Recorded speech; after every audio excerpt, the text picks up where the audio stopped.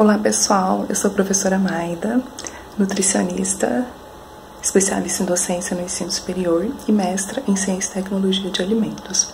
Hoje eu vou falar um pouco para vocês a respeito das recomendações do Ministério da Saúde e da Asbram sobre a manipulação, a higienização e o armazenamento de alimentos em tempos de Covid-19.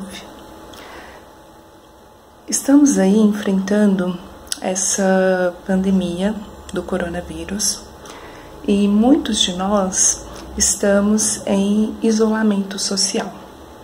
Isso impacta diretamente no nosso estilo de vida, inclusive na nossa alimentação. E para que os alimentos não se tornem aí veículos de propagação do vírus, é importante que a gente tenha alguns cuidados, a começar pelo planejamento das refeições.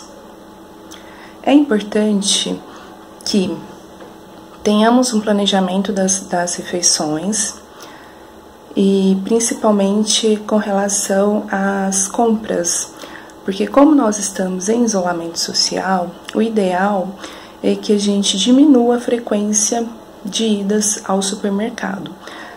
Na verdade, o ideal seria até fazer essas compras pela internet, mas se não for possível e precisarmos ir ao supermercado, o ideal é que façamos uma programação para diminuir essa ida aos locais aí de compra.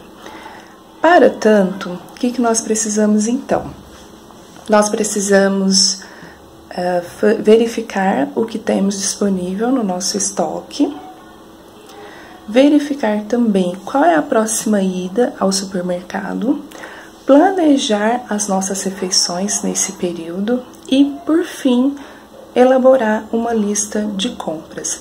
Lembrando que as nossas refeições elas devem seguir as orientações do Guia Alimentar para a População Brasileira, priorizando, por exemplo, alimentos in natura, como frutas, legumes e vegetais, e alimentos também minimamente processados, como arroz e feijão, por exemplo. Bem, feito isso, a lista de compras, então vamos ao supermercado. No supermercado, é importante levar álcool gel, embora muitos, se não a maioria deles, já esteja fornecendo, mas enfim, precisamos passar o álcool gel na alça das cestas e na parte do carrinho que vai entrar em contato com as nossas mãos. Feito isso, vamos lá para as nossas compras. Evitar ficar tocando em vários alimentos. Então, pegue o alimento, encoste no alimento que você vai levar para casa e quando for escolher frutas e hortaliças, popularmente conhecidas como legumes e verduras, o ideal é verificar aquelas que não apresentam rachaduras, que não apresentam mofos e nem fungos, e que estejam com as suas características de textura e cor preservadas. E também lembrar que o ideal é não levar alimentos muito maduros para casa, já que a nossa ida ao supermercado vai estar diminuída. Então, por exemplo, vai comprar um mamão que ele não esteja muito maduro, porque ele vai durar mais tempo na sua casa. Esse é o intuito de tudo que a gente vai fazer com relação a planejamento de compras, com relação ao armazenamento. Nós vamos priorizar aumentar a durabilidade dos nossos alimentos aí, justamente para evitar sair de casa. Bem, terminando as compras no supermercado, quando chegar em casa, o ideal é retirar os calçados, que teoricamente estariam contaminados da rua. Então, retire os calçados, deixe na parte externa da casa e vá direto para o banho, tome um banho, troque de roupa e aí sim, em seguida, vai para a manipulação dos alimentos. Sobre os alimentos, aqueles que têm embalagem e que a mesma pode ser lavada, eles devem ser lavados com água e sabão e posteriormente ser aplicado uma solução clorada ou álcool 70%. Como, por exemplo, uma caixinha de leite. Uma caixinha de leite dá para fazer esse procedimento.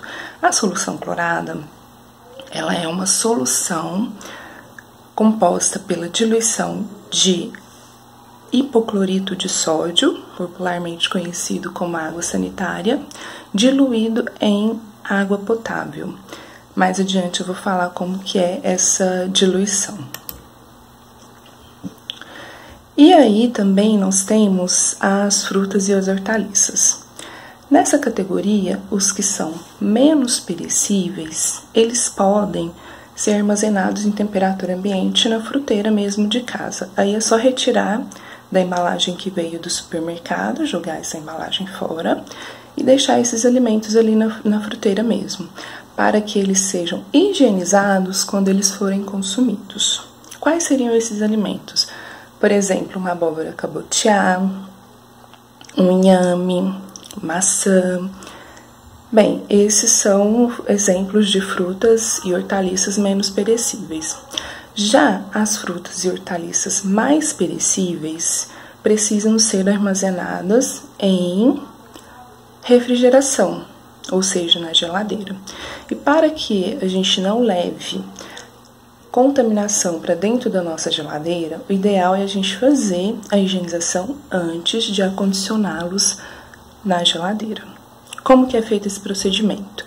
A higienização, ela é dividida em duas etapas. A primeira em limpeza, que nós vamos fazer a lavagem desses alimentos. Por exemplo, se for um folhoso, como a couve, ela deve ser lavada folha por folha em água corrente. Se for, por exemplo, uma cenoura, já pode lavar unidade a unidade. Enfim, lave em água corrente. Posteriormente, coloque em imersão em uma solução clorada. Essa solução clorada, ela é obtida pela diluição de 1 colher de água sanitária, que seria a hipoclorito de sódio, né? Então, 1 colher de água sanitária você vai diluir em 1 litro de água potável e deixar imerso ali entre 10 e 15 minutos. Esse tempo, ele vai variar de acordo com a recomendação do fabricante. Então, a gente sempre precisa olhar o rótulo. Por exemplo, vai ao supermercado, já verifica o rótulo dessa água sanitária, inclusive se é indicada para fins alimentícios. Geralmente vem uma gravura lá de frutas e verdurinhas e qual que seria a recomendação de uso.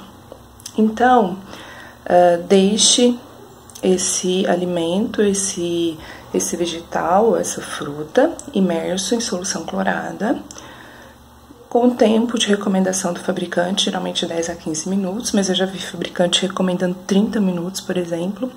Mas enfim, deixa imerso e depois de passado o tempo, vai enxaguar esse alimento para retirar o excesso de produto.